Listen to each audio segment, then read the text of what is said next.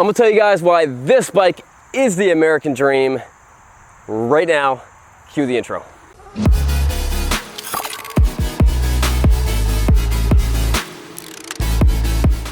Not sure where I was going with that American dream thing, but I'm gonna tell you all about this 2006 beautiful Dyna lowrider. Now, as you guys all know, they stopped making the Dynas. If you're gonna quickly glance at a Harley Davidson to know if it's a Dyna or not, the Dynas, you can see the shocks on the outside, soft tails, and the touring bikes are on the inside. And then it's gonna be much bigger than a Sportster. Now, this is 2006, so they did something unique, and I'm not sure why they did this, but they did something unique with these bikes. This was the first year that they put a 6-speed in any Harley Davidson, and they put it in the Dyna first before anything else. Now in 2007, the touring models and then the Softails got it, but the Dynas got it first. I do not know why they did that, but it's pretty awesome if you're looking for an older Dyna. This specific bike has a lot of modifications done to it, including chrome lowers, aftermarket chrome wheels, chrome back. Sometimes people just put a wheel in the front. This one's got wheels on both. Got this intake. It's got exhaust. It looks like Samson exhaust, but I don't really have a see a stamp on it. It's very tastefully done, and it's got floorboards on it. And this is one of the best windshield designs I've ever seen. I've only ever seen them on Harley Davidsons. And let me show you why. Because normally they fit in like this, but you got brackets that are built on the bike. Watch this. Take these clips off. The whole thing comes off, and there's no clips ever showing that you ever had a windshield on the bike. So one of the reasons people love the Dynas and the lowrider, up until the FLS Slim, the lowrider was the lowest sitting Harley Davidson. You can see how that seat's really cut out. Normally they're up here. So if you're short, looking for a Harley Davidson, the other ones don't fit, the lowrider could be the bike for you. But you don't have to be short to ride it.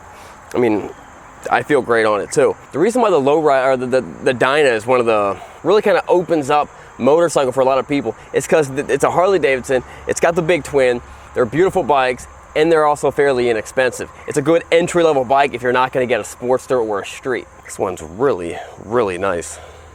Incredibly clean. One of the coolest features on this bike is these ridiculous air horn. It's a train horn. Let me just show you. Put your fingers in your ears.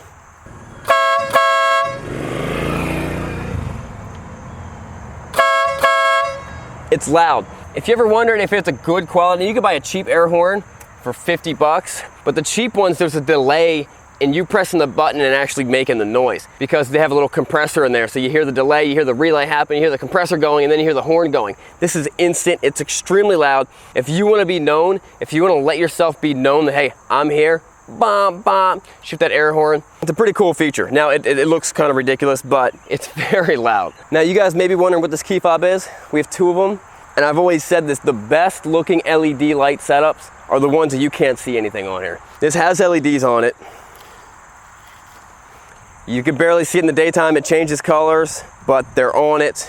I don't know what color it is now. But when you bring it in the nighttime, in the darkness, it's blue right now. Now it's changing colors. It's actually pretty cool, and you can see it depending on what state you live in. It may be illegal in Pennsylvania. I've yet to been pulled over for it. It's also a great bike that you can put your lady friend on the back. It's got a little sissy bar. She's fairly comfortable. She'll be hugging up on you a lot, which that's kind of the point, isn't it? All right, guys, let's go to the test drive. Sounds good. All right, guys, for the test drive, let's do the words of wisdom, and I got a good one for you. Psalm 127:1. Unless the Lord builds the house, they labor in vain who build it.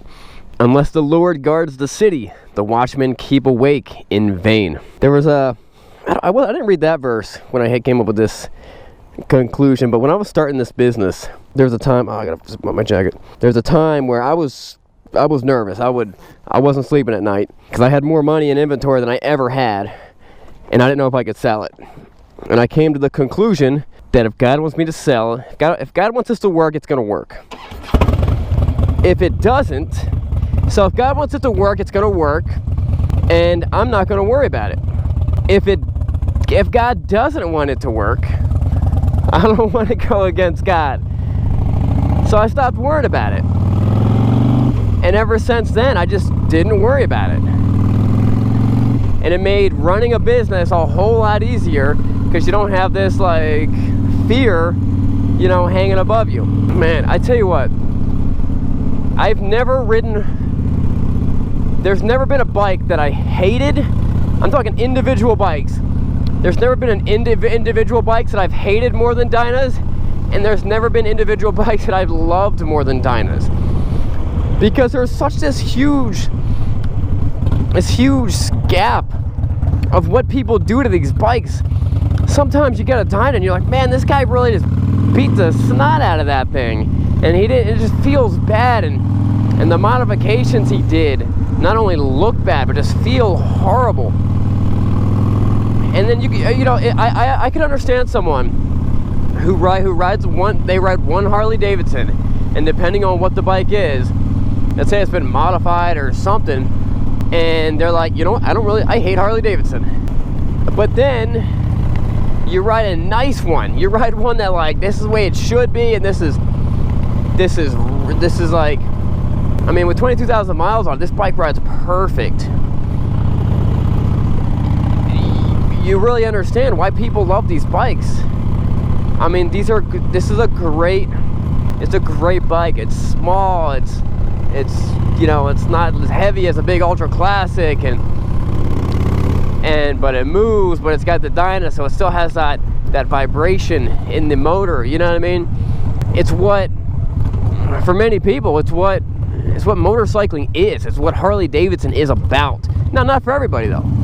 I mean, I also can appreciate riding a Goldwing. That's smooth as glass. I love it.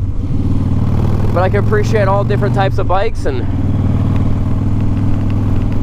I definitely like, and I like, that's a cool color. I like how, I mean, this is just a beautiful specimen of a lowrider. I've probably had 10, 15 lowriders. I'm not sure if I've had too many that were as this nice. I have a lot of nice ones, don't get me wrong.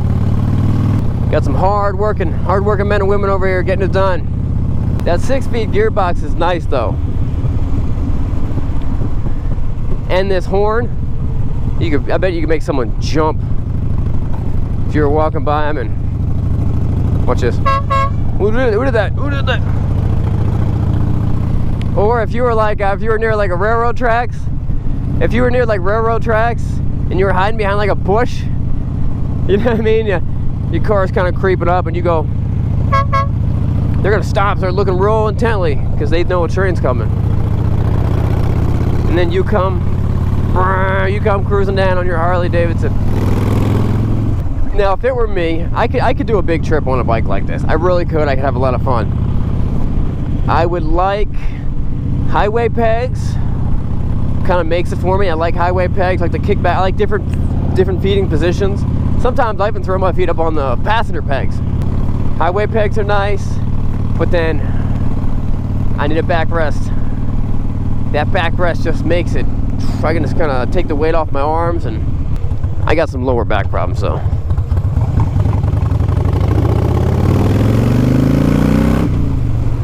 This bike has a nice sound to it. It's not too loud, but it's not too quiet. It just all in all just has a nice sound to it.